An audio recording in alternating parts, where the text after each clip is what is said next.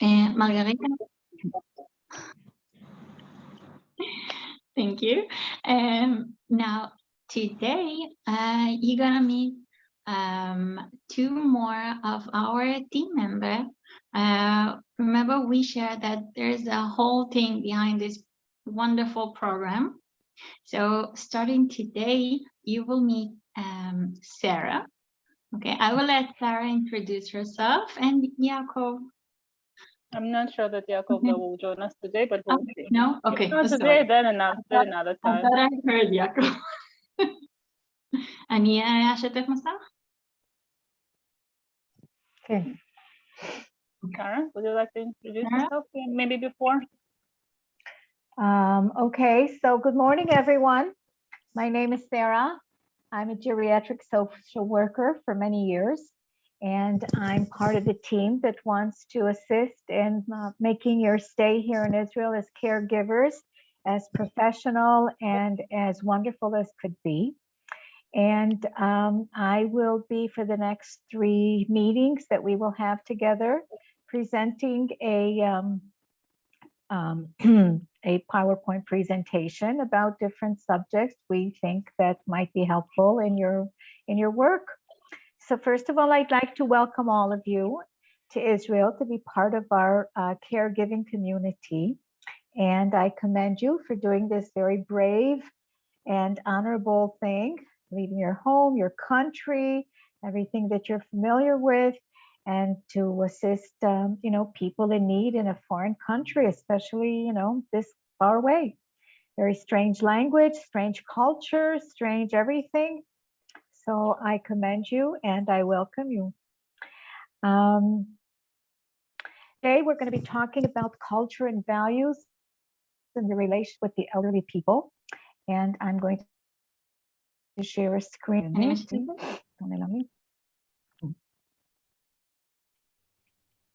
שאני אשתף? Just 1 second, yeah. Please. One second, please, yes. Screen.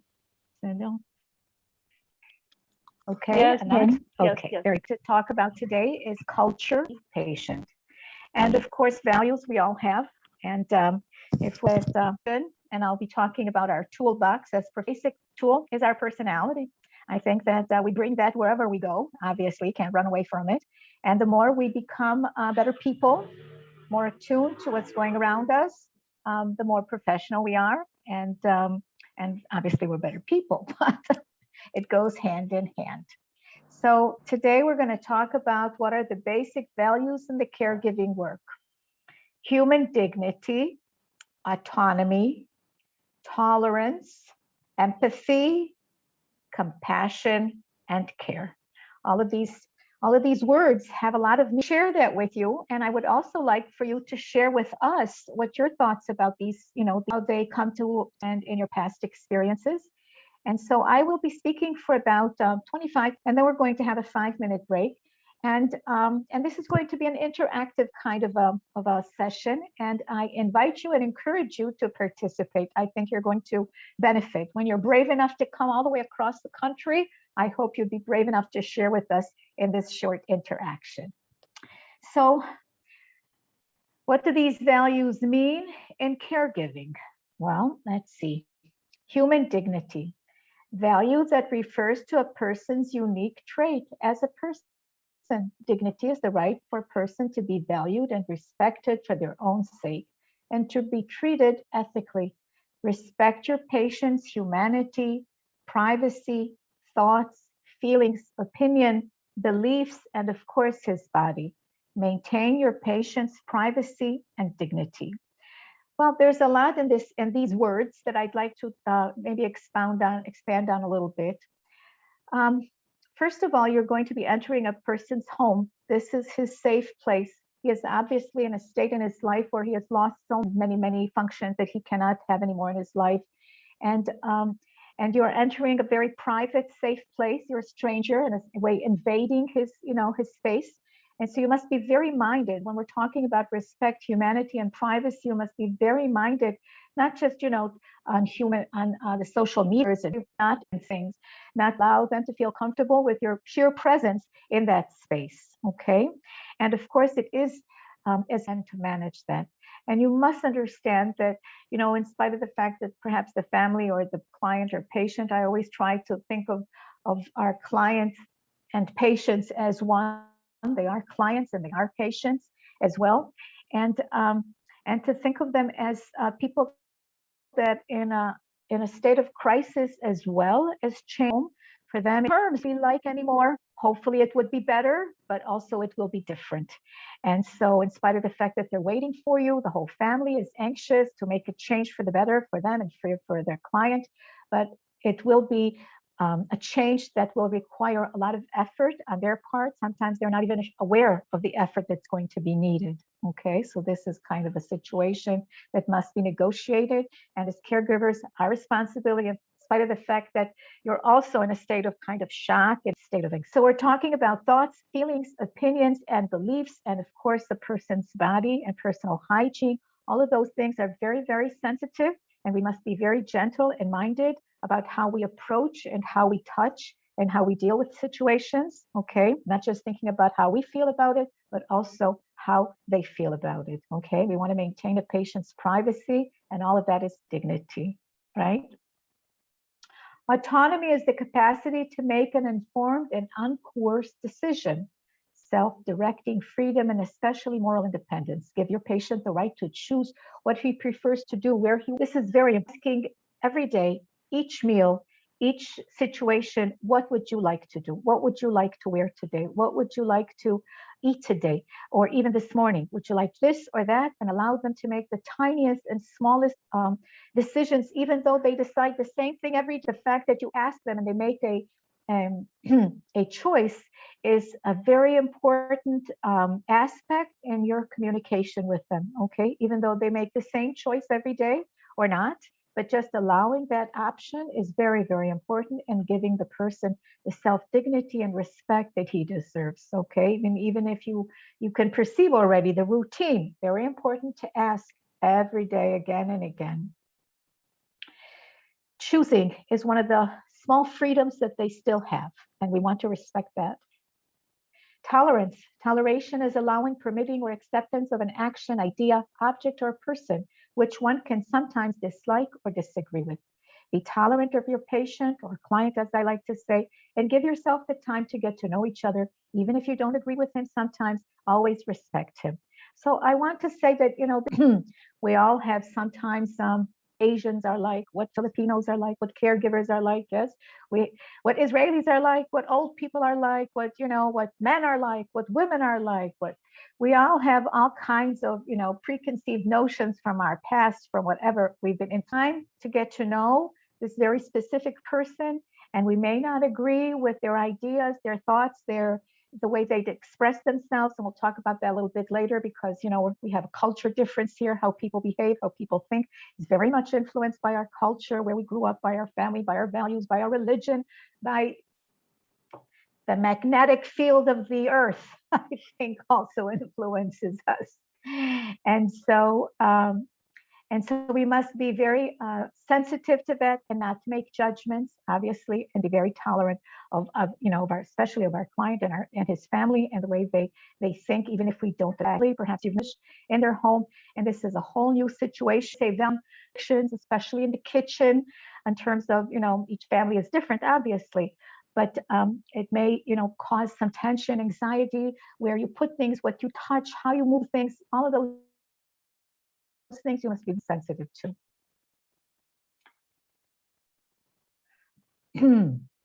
Empathy. Empathy, very important. Empathy is the capacity to understand or feel what another person is experiencing from within his frame of reference. That is the capacity to place oneself in another's position. Definitions of empathy encompass broad range of emotional states.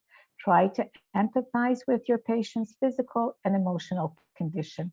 I think this is a very tall order, to try to empathize when you're new, when you don't know a person's history, background. So in order to be able to do that, you must make the effort to know the person. What were his triumphs in life? What were his successes? What is he proud of his achievements? What were his occupations? What were his disappointments? Were there important people in his life?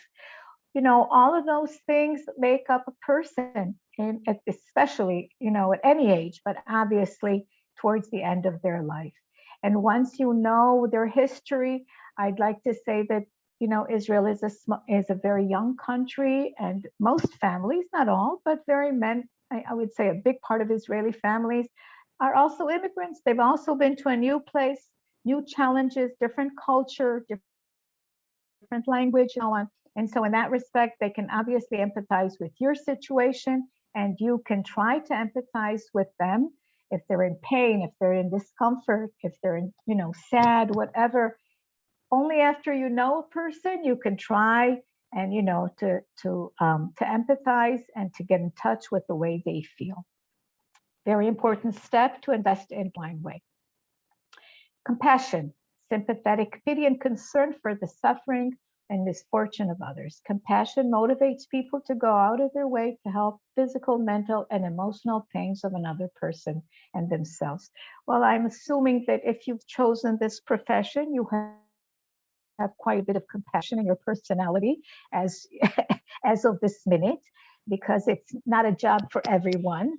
We're not truck drivers, and we're not obviously technicians. Our job is basically to be empathetic, to get to know and feel and care for people that are disabled in some way or in a great way. And so being able to recruit our compassion for them is very, very important. All of that's part of care, the provision of what is necessary for the health and welfare, maintenance and protection of someone or something.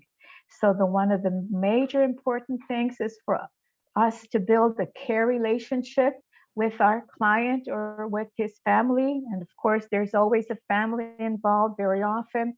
And, you know, sometimes they divide the responsibility. Perhaps one person is in charge of the physical and medical part. Another person may be in charge of overlooking financials or other issues that are important in the care. But the most important thing is to understand that you are there for their care and for their protection, and that your main interest is their well-being.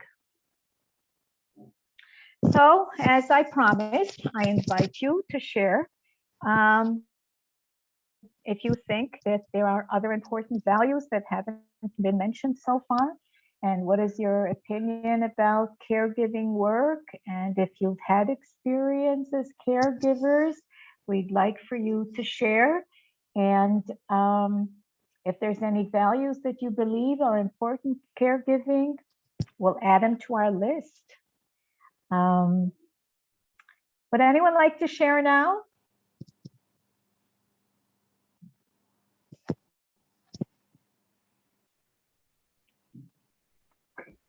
Serini, Tona. Hello?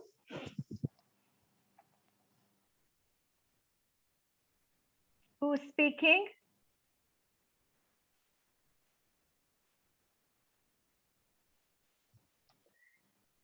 Someone?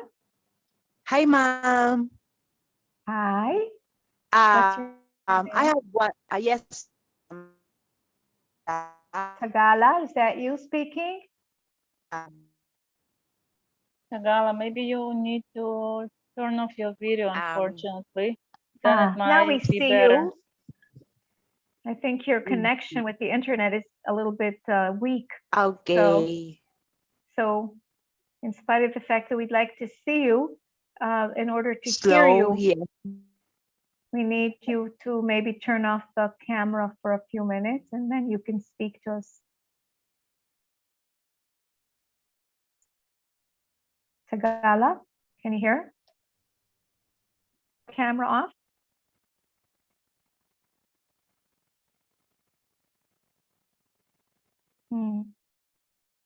Okay. Perhaps you'd like to write what you wanted to say on chat, and then we can read it out loud and share with everyone. because we can't connect you. At the moment, I can't see Tagala. Hmm. Disconnected? Saan? Oh, Bakit, ma'am? here. Tagala, can you hear us? Kita yung ano, ayun, ayun. Yes, ma'am. Maybe possible, turn off your video for No, few. no, but she's speaking out from another device. That's fine. Oh, okay. Please do. Yes, ma'am. I borrow my friend's phone. Okay. But maybe also need to walk a little bit further from them for 1 minute just while you're speaking, because it's very noisy. Yeah. Okay. We're okay Perfect. now, ma'am. Perfect. Thank you. Talk to us, Yes, I have question, ma'am. please. I have concern. Is there any possibility that there are family members with our patient, elder patient? Like there's someone, family member? If I understand your question, is there a possibility that more than one person would be in the home of your designated patient or client? Okay, like a husband ma'am. or a Yes, ma'am. wife, or sometimes a son or a daughter. That Yes, is ma'am, possible. because we are going to adjust. Yes, you're Yes, ma'am, absolutely yes. right. That is possible. I don't know, if you know already who your client or patient, but very often that is the case. Sometimes it's the husband who is the patient and the wife is at home, also an elderly person, I would assume. And perhaps they're more independent and are able to care for themselves, but definitely need the aid of another person to care for their spouse. Yes, husband or wife, maybe sometimes there's a son as well. In the modern world, families do help each other in different situations. And so perhaps a son came to live with his mother to help her and to help him and whatever, or a daughter. That is possible. Okay. Any other questions? Okay. Yes, and thank you, ma'am. You're very welcome. Mhm. Would anyone like to comment about what we spoke about in terms of values that are necessary in order to be able to do our job well? Is there anything that perhaps I haven't mentioned? Anyone like to share or ask?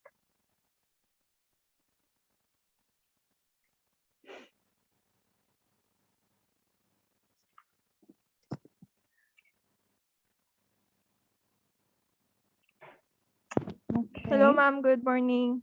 Hi, Claire. How are you? I'm fine. In regard to the question, ma'am, we should be honest to our employer in order we could have. Absolutely. Being honest is, in English we say honesty is the best policy everywhere. And I like also, honesty, not just, and also in presenting yourself in a true sense. Yes. And usually when you do, people respond to that in a very true sense, obviously. Yes, I agree. Being honest is very important. Anyone else like to share? Another value that is important to you that you adhere to in your life?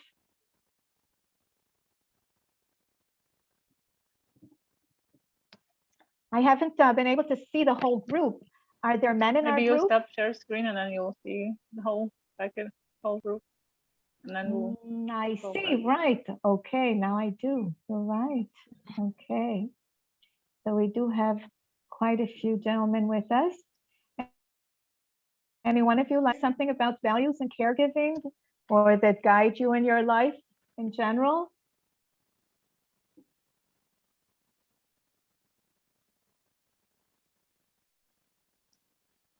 Hi, ma'am. Good morning. Good morning.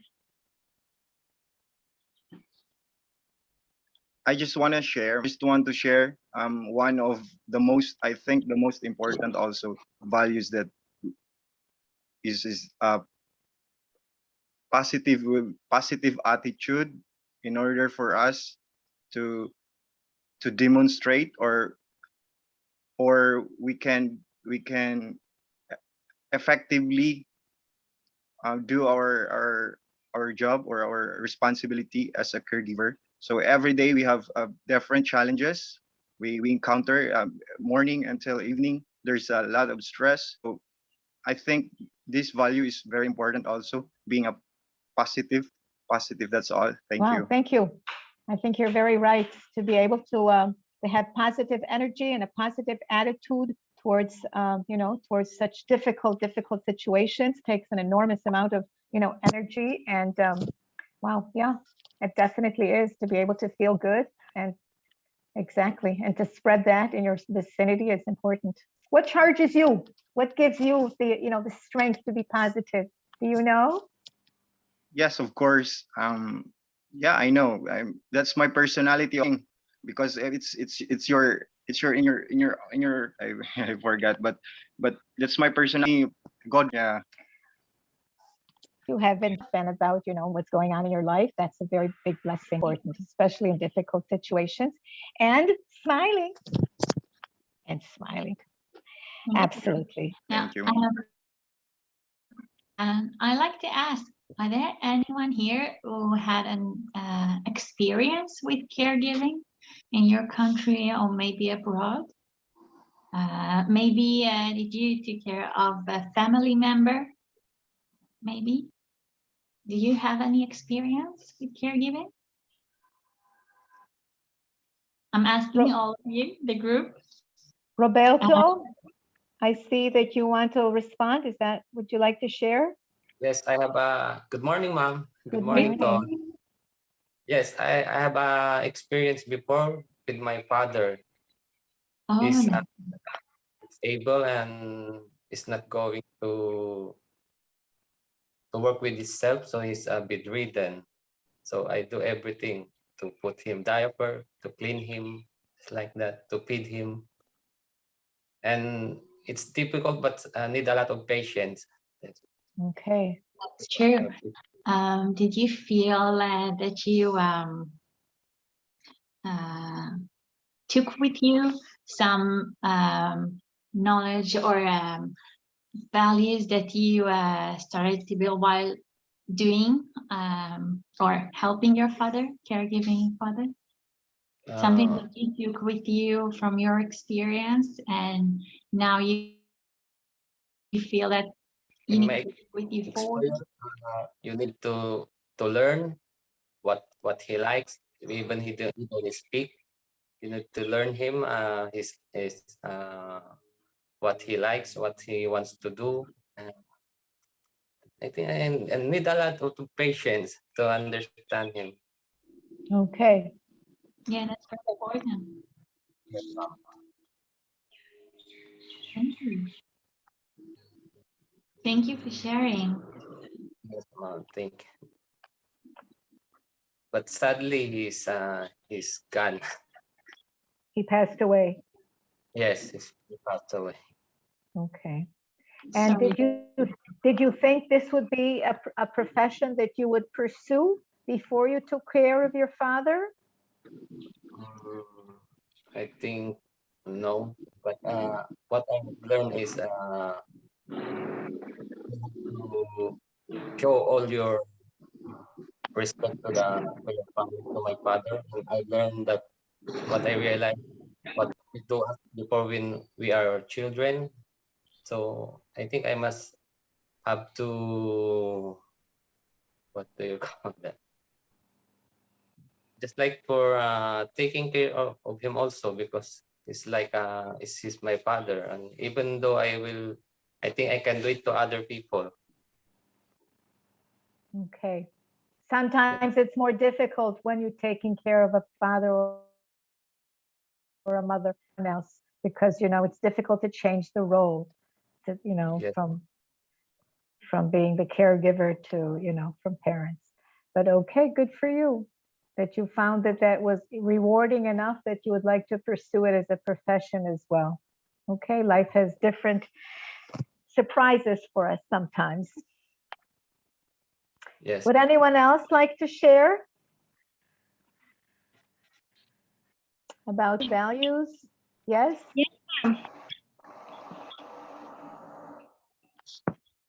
Ana Marie. Hi. Hello, ma'am.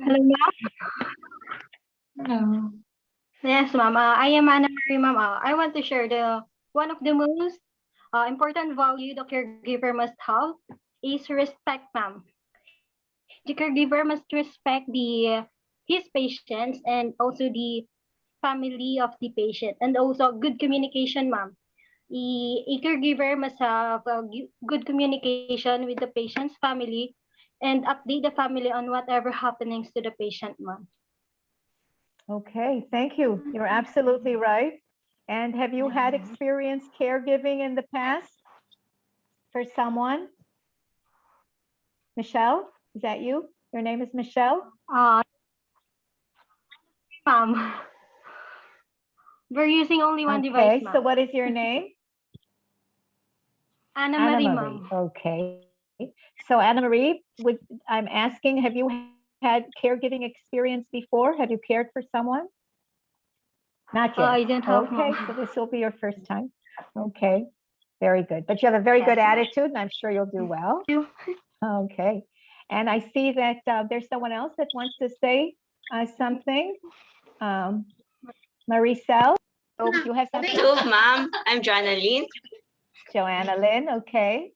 And what the value that I've learned as a caregiver is you need to love your work from the heart. Work from the heart. Work from the heart. And you need to be patient. Because if you are patient, then Now you love your work, everything will follow. Okay, I agree. I agree. And yeah, and have you had caregiving experience? ma'am, I have. I took care cancer patient. You need to have a better communication with your patient also for you to tell your what she needs and what you needs. Because if you talk each other, then your patient will be more Comfortable. Happy. more happy talking each other. Okay, absolutely, you're right. Absolutely. Absolutely. Thank you for sharing. Anyone else in your group want to add something? Oh, anyone else daw? Kanang dami mong patient. Huwag mo nang pakita yan kasi. There is one. No. Maricel. Yes, Maricel. I'm shy. My companion is very shy. That's why. Yes, I'm shy, ma'am, but I have a lot of experience. Go na, go. Cancer patient, and the one my patient is heart problem, kidney problem, and I understand and I give my all best to take care of my patient, and I give ano ba to? Hardworking, and I understand if sometimes the tempered is very high. I understand what the situation. Okay. That's all, ma'am. Well, first of all, thank you for sharing that. And I'll just ask, your work experience in the past has been in a caregiving facility or in Home someone's base, home? ma'am. I have a 3 patient, one home, but confined in hospital, but I'm caregiver, and I'm the one to take care and give medicine and all what she need. But she's cancer patient, and another one because she's very old, she died, and I go another patient, a home base again, but he's male and he have a lot of sick, heart illness, heart failure, kidney failure, and many complication. And again, but she's female, and I have opportunity. The POEA called me, then I resign, And now I'm here in Israel. Thank you. That's all, ma'am. Well, you're a little bit shy, but also very brave to overcome your shyness Yes, ma'am. and tell us Thank you. and tell us about your experience. And I will have just one last question for you. Did you have all of these experiences in your home country or abroad? Only in my country, ma'am. First time now in abroad. First time. Yes, Okay. first time. Okay. So there's new challenges besides Yes, dealing with challenge, ma'am. people and diseases, also language and culture, and yes, many challenges up ahead. Yes, Okay. ma'am. Is there Okay. anyone else that'd like to share? Oh, ikaw. No more na, ma'am. Very shy na. I see there's someone else. Villares, is that you? Am I pronouncing your name correctly? Mads, Yes, ma'am. Wala ako. Ay, Hello, na. Ma'am Jessie. Hi. Ay, wait. Uy, wala akong video. Makita ba ako? Ayan. Hello, Hi, ma'am. hi. Hi. I just want to share my experience also as an intensive care unit nursing assistant because we are having patients. We have many cases. We are holding 10 to 12 patients, especially in the COVID ICU. So before I went here, I just resigned from my work as a nursing assistant in the intensive care unit, both at the COVID ICU and the CVU, because coronary vascular unit. So it's very difficult to handle different cases of patients. So we all we need to do is to not feeling well. The patients actually is not feeling well. Our PWDs are not feeling well actually. So we have to put to understand the situations, especially if they are not in tantrums. We have to put our patients to them because they are not in the what do you call this? They are not in a good condition. Yes, they are not in a good condition. They are not in a good. Yes, need high. So we have to understand them. That's all, ma'am. Thank you. Thank you for sharing. And I'm sure your experience that you've had in your facility is going to assist, be very helpful to you. And on Yes, the other ma'am. hand, yes, living in a home care situation is going to be a different challenge for you. Is there anyone else that'd like to share? Okay. In the group that we had before you, one of the participants mentioned a value that I'd like to add myself: perseverance. If you understand the word perseverance, yes. And so perseverance is also very important in overcoming difficult situations. And I'm assuming that all of you have encountered that in some form in your life, especially if you've been caregiver in the past or other situations. But yes, but I think that in our, how should we say it, in our toolbox, perseverance is also something that we need to be mindful of because we're challenged and we don't want to give up when we face a difficult situation that perhaps we don't know how to deal with or something that we haven't encountered before. And so not to give up. Who was our first speaker this morning? I'm trying to remember your name. Your one mechanism didn't work. Well, right. One mechanism didn't work. Well, you didn't give up. You ran around, find another solution, and you were right on. So I commend you for taking charge and finding a solution and continuing with the challenge ahead. So I'd like to take a 5-minute break now for all of us, and we will come back in 5 minutes and talk about some more important things. Thank you, everybody. Thank you. Thank you. Yeah.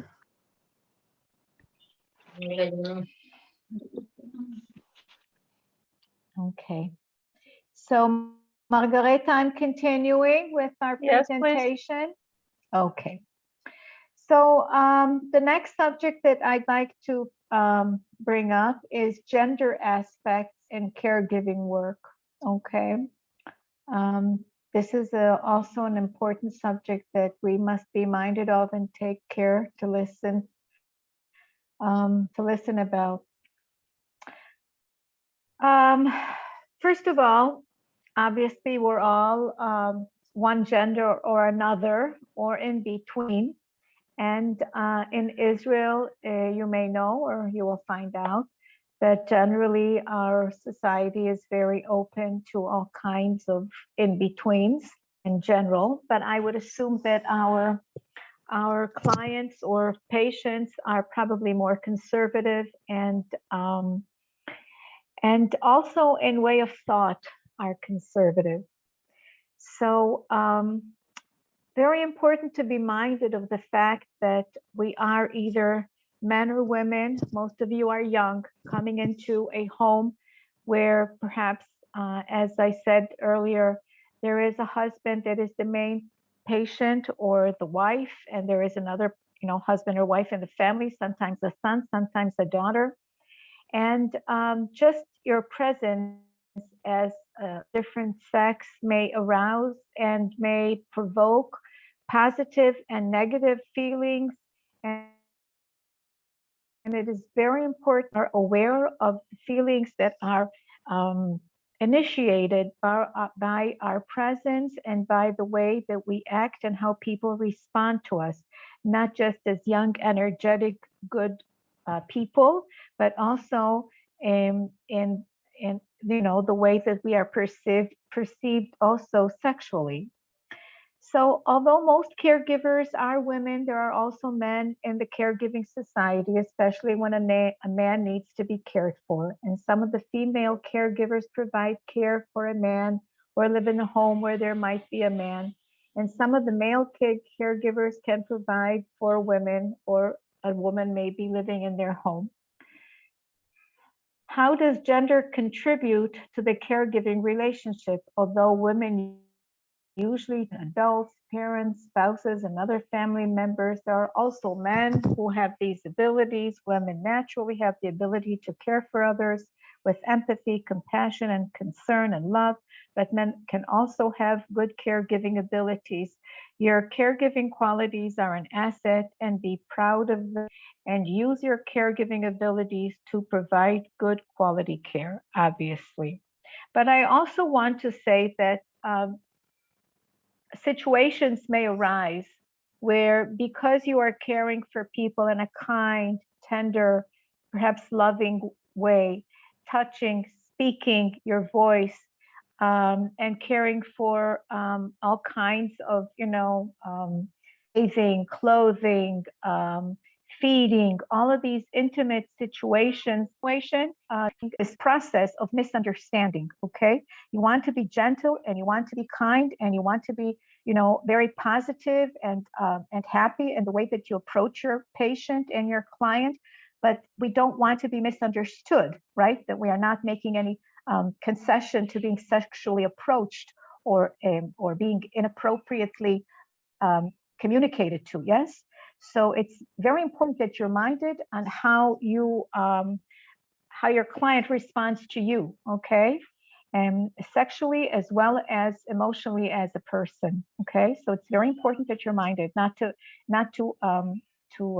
convey the wrong message or the wrong idea, yes?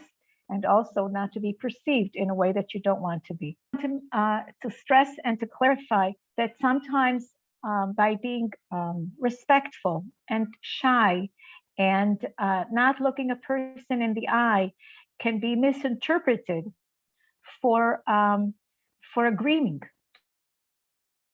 to an uncomfortable situation to you. And so it is very important that you are straightforward and present your response in a clear and respectful way. When treating a man or being close to a patient or a spouse, sexual harassment can occur, and this is what I'm trying to talk about. And here are some presentations on YouTube that may assist you in trying to deal with the situation that seems distance with. Okay, don't stay in a situation without asking for help or or trying to deal with it in order for it to stop if you feel that you are being sexually harassed or misunderstood, etc., etc. Okay, when you're attending to people's personal hygiene, it's very important that they are not misunderstanding, that they appreciate you, that they don't misunderstand, even if they, unintentionally, it's inappropriate, obviously. And of course, it's inappropriate for other families. Sometimes, when there is a man or a husband and all of a sudden a young, vibrant, able person is coming into the home and doing his job as well as can be expected, it may arouse feelings of resentment, of jealousy, of anger. Someone is taking my place. This young woman is getting a smile out of him. He hasn't smiled for me in a long time. This young man is getting, a kind word, and I haven't had a kind word in a long time. All kinds of feelings can arouse, and obviously the balance changes. Obviously, the dynamics change in a family, and with our good intentions, sometimes unexpected negative situations can be aroused. So being aware and being minded and sensitive to how other people respond to us is very important. Okay. So again, I invite you, if you have any questions, if you have any comments, if you have any statements that you want to share with us, experiences about, being a man or a woman, taking care of a man or a woman, of the same sex or of the opposite sex from yourself. And do you think it would be harder or easier to be a caregiver in a man or, being a man or being a woman in any kind of situation? I invite you to share and ask questions.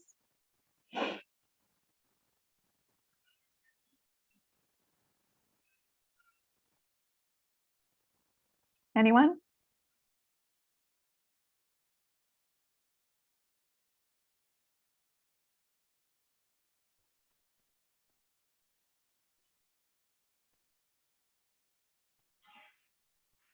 Is there anyone in the group that has had an experience in taking care of someone of another sex, of the opposite sex, perhaps taking care of a man or the opposite?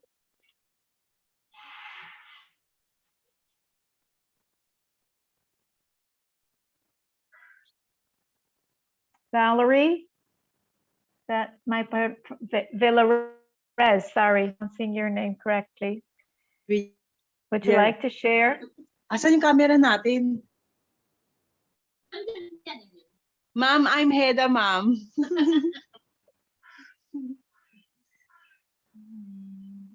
Hi, Heda. Hi, ma'am. Yes, ma'am. I have concern because I will be handling male patient in ERA after quarantine. Mhm.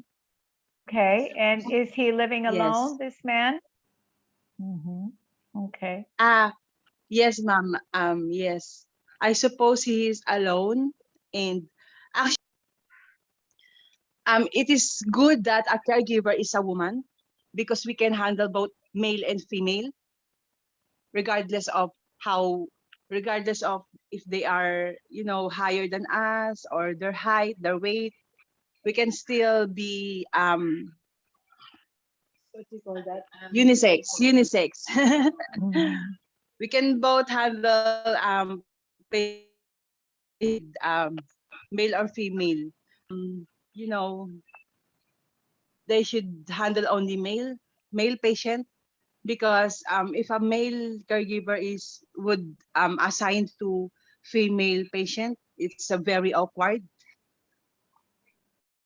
That's why I guess caregiver is although it's not bad for us, I'm not telling that men is just men is limited of their service, but with the question if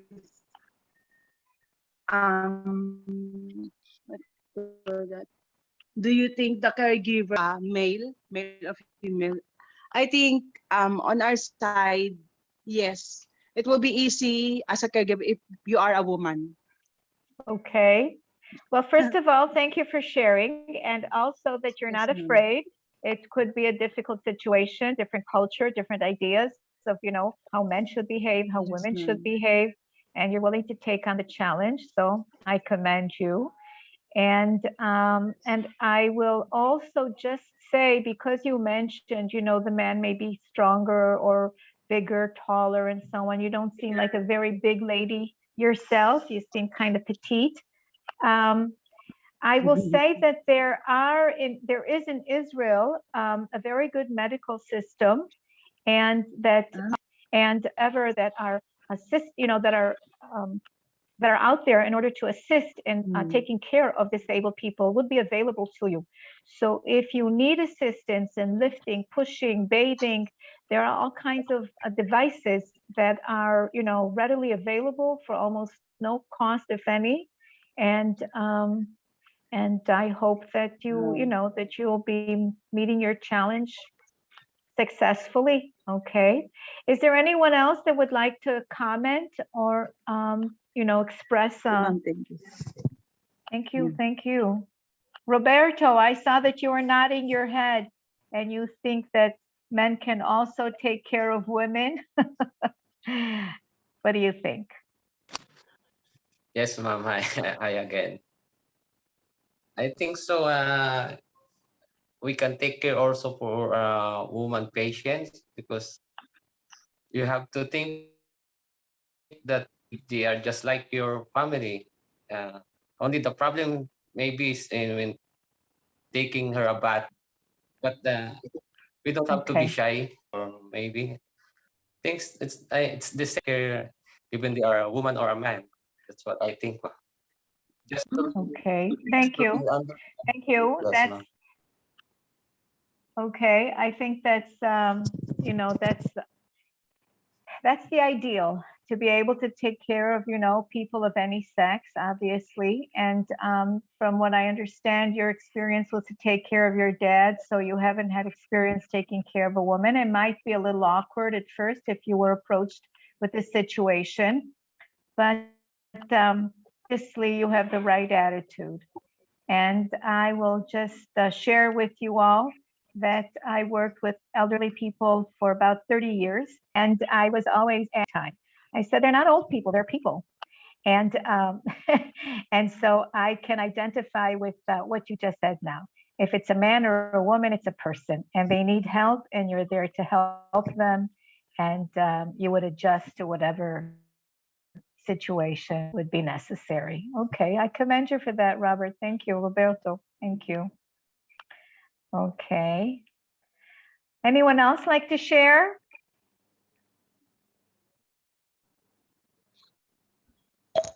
Hello, ma'am. Faida? Faida, Okay. ma'am. Hello. So I just want to Hi. answer the question number 3. Do you think that caregiving care will be harder or easier for you because you are a woman or man? I think based from my contract, it would be harder for me as of now, because it's included in my contract that my patient is having a dialysis 3 times a week, and also he is 78 kilos. Also, it is included in my contract that I will be the one who will clean the 4 rooms. So I think it would be harder, but I know that I can manage, and also it has got purpose why I am here. So I just need to be brave, patient in me. That's all. Okay. Thank you for sharing that. So you are a bit anxious about the big job that's waiting for you. I hear in your voice. Yes, and also because I am a first timer, and also I don't have experience yet regarding caregiving. So maybe I need big adjustment, and I need to adapt, some kind of that. Okay. So I would say that you would probably benefit from help from friends. I hope this week of having you know, this quarantine time is allowing you to, in between times, so to speak, perhaps to make relationships and friends. And also, we are here for you. Our call service that you'll be connected to in the future, and that if you have difficulties or questions, we are here for you to assist you in any way that is possible. I think that, yeah, you're brave and you decided you're going to meet the challenge. So I commend you for that. And I think that cleaning the 4 rooms is not going to be your issue, but perhaps you're taking care of a large physical man is probably going to be a little bit more difficult in the beginning. Yes. But once you have, right. But just because he's completely disabled, right? I'm assuming that he is mobile and that you'll have an opportunity to know him and of course to allow him all the independence that he's able to to function on his own. Okay. Thank you. But if you need help, this group is here for you. I think you'll know that and as time goes by. Right, Anat? I totally agree with you. Yes, we're staying here and we stay in touch. And the call center. The call center. But besides that, this time you get to know each other and you're a wonderful and big community, you the caregivers, and you have the power to stay here for one another and support. And I strongly recommend to stay in touch. Thank you. Okay. Thank you for sharing that. Mel or Mary Ann or Jolene, I see that there's someone in your group that would like to also share about this issue. Yes, please. Hello, ma'am. Based of my experience, I have a patient, a female, male, sorry, opposite, male, and also now my employer here in Israel is male, and I know how to handle, and I don't care if male or female because I love to take care of caregiver and people elderly, and if because I love the caregiver and I don't feel tired and I be professional. That's all. Thank you. All right. Okay, so you have a very positive attitude and had experience, and so you're confident. And and thank you for sharing. Okay. Thank you for that. Anyone else? Ikaw naman, ano? No more na, ma'am. You know, I must tell you that you said that you're shy, but I think it's wonderful. It's wonderful that you're sharing with us, that you overcome your shyness. And I hope the rest of you will see how wonderful it is that you get to express yourself and share your thoughts and experience with us. So thank you. I must thank you for that. And encourage the rest of you. Okay. The other side of that coin, one side of the coin is to be accepted as a different sex caregiver, and not just from us as caregivers being willing and able to care for the opposite sex, but the other side of the coin is for how we are perceived, yes, by our clients or patients as being a different sex caregiver. And so again, I just want to, before we leave this subject, I want to stress that if anyone encounters situations that are not appropriate, okay, that may be even interpreted as harassment or, I don't know, abuse in some way, then you must ask for help and try to change and alleviate the situation. Okay, I want to stress that we are here. We don't allow it. We don't encourage it. We don't think it's anything that we want to happen to you. And I would even Okay, add that we already yes. assisted. I just said that I would like to add that there were a few situations that we already had to assist in those kind of situations, and we did it. So. Okay, thank you, Margarita. Okay. So we'll talk a little bit about intercultural experiences. Okay, this is the other part of what you're going to be encountering as soon as you walk out that door, and the in-between time will be over. So intercultural differences are differences in traditions, food, norms, beliefs, and value which vary between nations, people, ethnic groups, speakers of different languages. Every culture has its own way of expressing itself. Every culture is its own way of defining conflict, passing messages, resolving conflict, and talking about it. Every culture has its own ways of expressing emotions and talking about it. And I'll say, first and foremost, that in Israel, people are very direct, people are very forward, people are very open, they're loud, they're, what else can I say? They may seem rude, and it's not necessarily a sign of being violent, it's just the way that people communicate, okay? Especially if they're on the road driving. Okay, how to adjust to a different culture. Be patient, give yourself time. It's important that you keep your culture and customs and traditions and how to adjust to a new culture. I invite the area that you're going to be living in, if it's Hedera, as you've mentioned, or other cities and areas. Israel is very varied in its landscape and obviously of the world in terms of being a center for many religions, Christians, Muslims, Jews, and so on. And I encourage you to special places, you know, be a tourist when you have an opportunity. And about culture, anything, we'll try to, you know, to anyone like to ask a question?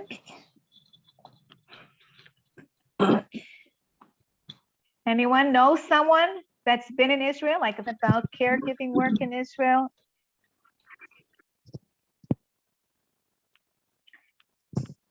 This is all going to be brand new to everyone. Has anyone encountered a Jewish person before?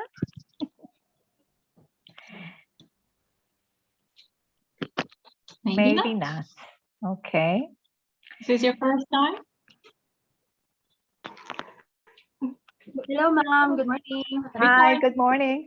To Israel, we saw conservative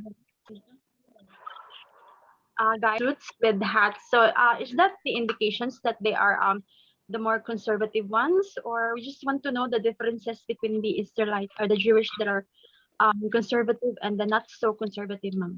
Well, let's see. Jews come in so many different shapes and forms. You saw these people in Israel, in their interesting. To Israel. So okay.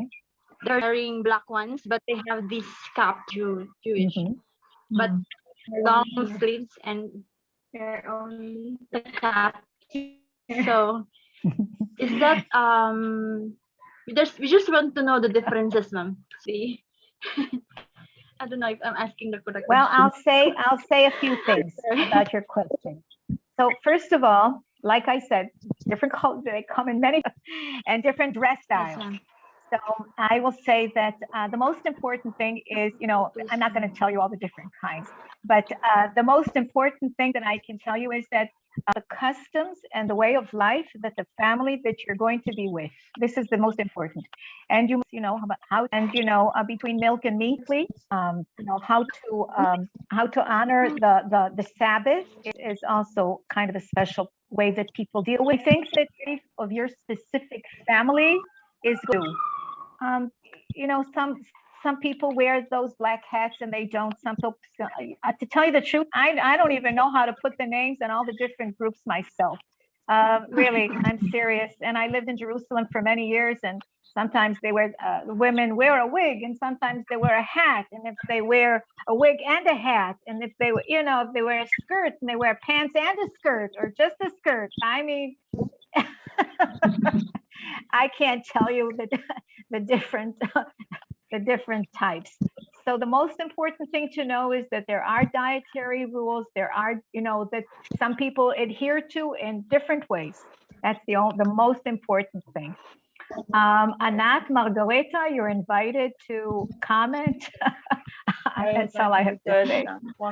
Maybe a couple of things. One, to agree with what Sarah said, and I will mention that it's not only how the person looks in general statement, right? But in terms of religiosity, it's also it's difficult to know how he defines himself or herself and what she or he actually practices. And that is why Sarah's comment answer that you need to, the most important that you will know not to put them in different categories is but just to know better the person and the family that you will live in, and then it would that will give you the most accurate information on what you should do, because it's also the way they like to do things and not necessarily related to religious rules. So that's one thing. And another thing, let's do that, but I just want to mention and remind for those of you who didn't have the opportunity yet to see the recordings that are not shared with you in the group. We also, one of them that we shared with you yesterday, we talking about different ethnic groups of Jews, because it's not only how they define themselves, but also they came from different, we came from different countries. And also, it influences our culture, our religious way of seeing things, the way we just do things. So speaking of cultural thing is also interesting and worth to mention. And again, as I said again, if you didn't had a chance yet to watch it, so please, you're more than welcome to do that. That's all on my end. Anat? No, I think you covered what I wanted to add. So. Okay, I want to add one more thing. Because people have definite sensitivities about food and their kitchen, and I want you to be minded not to be insulted, okay? For someone who has lived their entire life with a certain set of, how things are done, it may seem absolutely, run-of-the-mill and obvious that this is what you do and this is what you don't do. And you'll be making mistakes, and you'll be perhaps touching or moving or, whatever, the silverware or a cup or anything. Don't be insulted. Ask and smile. Ask and smile. That is my recommendation. And you must be also minded to ask about, until you have a good relationship and knowledge of how the household is run, don't be insulted if they ask you not to eat in the kitchen with them, or not to bring your food into the kitchen, or whatever. You must ask, and until they trust you completely to do things the way they do it, then it will take time. And so, not to be insulted, not to be afraid to ask again and again, and to write things down so that the tiniest things make a difference to certain people. And we want to be sensitive, and we want to be respectful, especially in the kitchen. Maybe one last remark then, just to wrap up. We prepared for you some links with general explanation about the Shabbat and tradition and Kashrut, which are, again, just a basic background for you to get more familiar, but doesn't. It's still just for you to feel, maybe, as I said, maybe more familiar, but you still need to know and learn the specifics of the place that you will be living. Okay.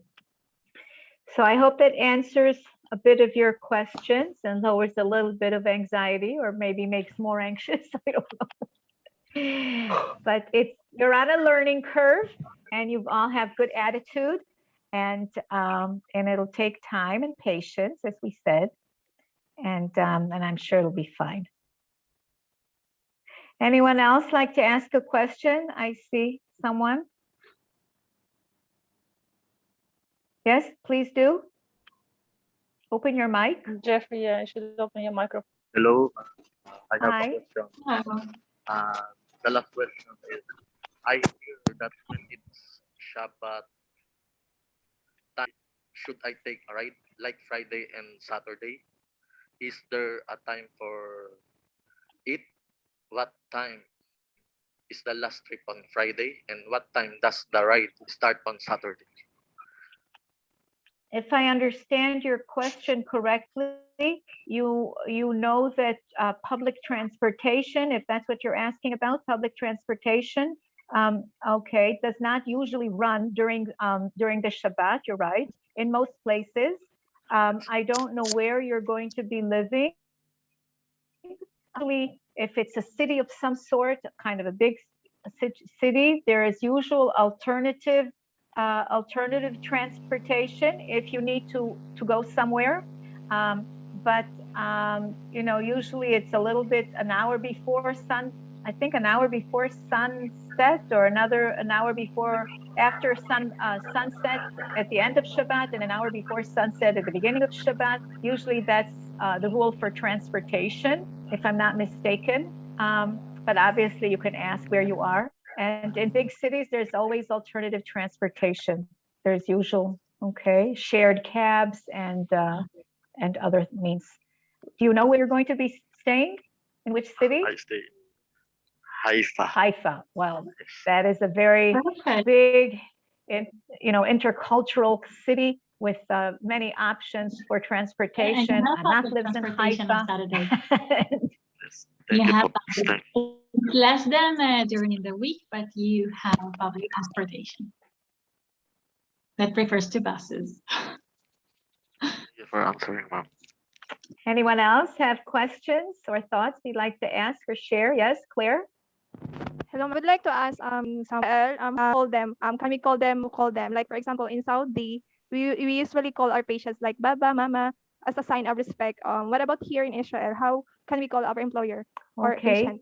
You know, Claire, that's a very good question. And from what you just said, I am assuming that you already had experience in caregiving in, okay.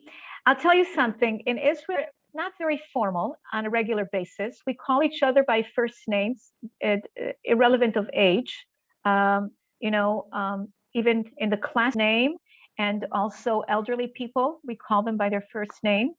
And I would ask the employer how he would like to be called. I'll say that I understand which in Hebrew would be Saba or Sapta or Ima or Abba, which is mom or dad in a loving way. But I'll tell you the truth, I don't want to be called Ima or Abba by anyone but my own children. So so I think that this is something that needs to be negotiated. The person, when you meet them, tell them your name, obviously, and ask them how they would like to be called. Would they like to be called Sarah Hofsky, which is my name, and I don't usually get called by that. So that is my answer. If anyone else would like to comment. Maybe I'll just add that it is true that on one hand, that yeah, that's very straightforward and only by your first names, not Mr. not Mrs. As Sarah mentioned. On the other hand, there is also part of the culture to from being, you know, close to sometimes from the place of respect when you're at the market or on the street or somebody, and if somebody will call the person that he's not familiar, he can still call her Abba, a father, or Ima, or sister, brother. Yeah, so we had even on one of our recordings that we will share with you later, we also have a short Hebrew lesson when we list all the family members and speak a little bit more about that. So that would be my addition. But maybe the last sentence, that having you knowing all that, I will go back to just emphasize something that Tara mentioned, that it's still the most important to check with your client, your patient, how he or she would like you to call them. Okay, so I will say that in Israel, we are usually on to each other using a lot of hand language, body language, and so on. So I will also teach you something if you don't know. We do this. You kind of cup your fingers and you wave your hand up and down, one hand, two hands, and we say savlanut. Savlanut or rega rega. Rega rega means one moment, please. Rega is a moment. So perhaps rega rega is always good to say in any kind of unsure situation. Rega rega, running after the bus or in a market or anywhere else. Rega rega. Can I invite everyone to do this? Rega rega. All right, here we are. Just a minute, please. Rega. Jeffrey, we saw you didn't practice. Please join us. Join us. Rega, rega. Yes, we're trying to culturalize you in a minute and a half.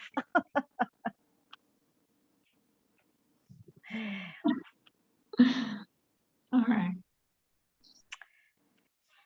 Okay, is there anyone else that would like to ask a question or comment before we end our session today?